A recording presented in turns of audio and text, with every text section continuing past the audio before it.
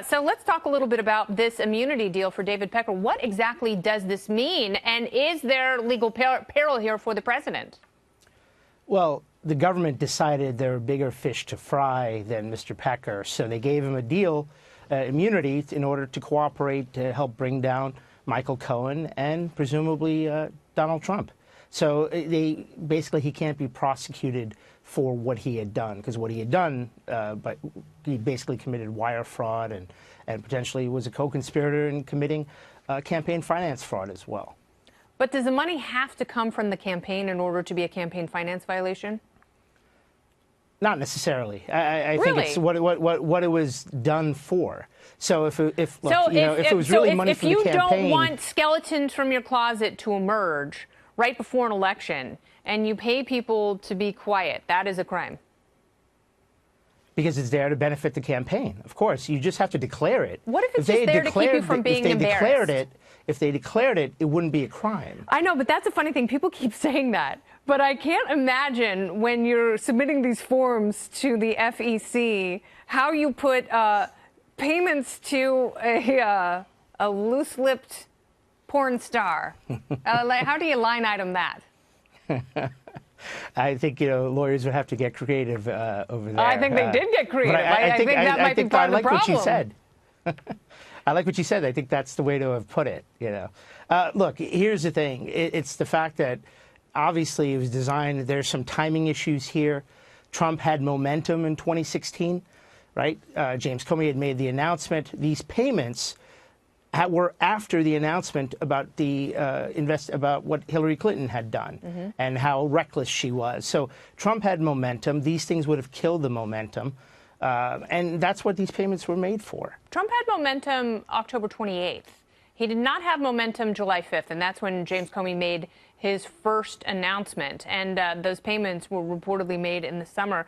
Let's talk a little bit about flippers, because the president, he doesn't like dolphins, he doesn't like people flipping, and no one likes anyone who's going to flip on them. If you feel you have been loyal to someone and they have been loyal to you, and then they're going to betray you, that is one of the worst feelings in existence.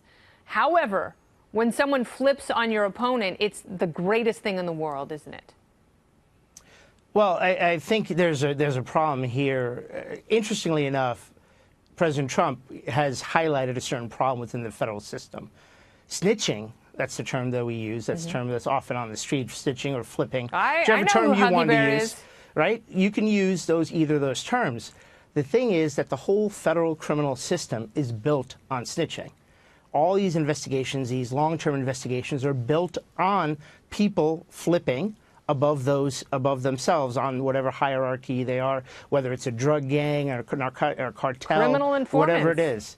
That's what the whole system is bent on. So when the president talks about outlawing, you can't do that. You wouldn't be able to bring down large-scale organizations without it. He does highlight a problem, though, because in the federal system, there's almost this thing, once somebody becomes a federal cooperator, that they're above lying. That's just not true, right? So it's interestingly enough, criminal informants are some of the most questionable people in the legal system. But look at someone like Brian Pagliano, who was working with Hillary Clinton, who helped her scrub her email servers. Someone like that is given immunity, and nothing really comes of it. Like there was really no purpose in granting him immunity because, she's not locked up, is she, Manu? Well, no. I mean, it's not about Hillary Clinton. It's about whether it's always about Hillary Clinton. Well, for certain people on this network, yes, absolutely, right? It's always about Hillary. But let's talk about whether Donald Trump was involved. Michael Cohen went into court. He was sworn in, and he said that he did this at the behest of Donald Trump. I mean, he's admitted to committing a crime, and he said, obviously, they didn't name Trump in person, but he was obviously the candidate. His lawyer went on later on to confirm that. That's what this is about. So interestingly enough, Donald Trump is highlighting a problem that snitches are almost immune from lying, but he's doing so in a very self-serving way. Of course. The difference is, what's interesting is, as a defense lawyer, you don't have the bully pulpit.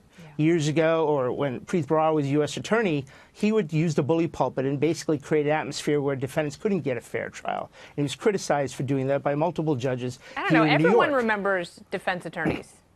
Everyone Well- knows Jose Baez and Robert Kardashian. No one knows Marsha Clark.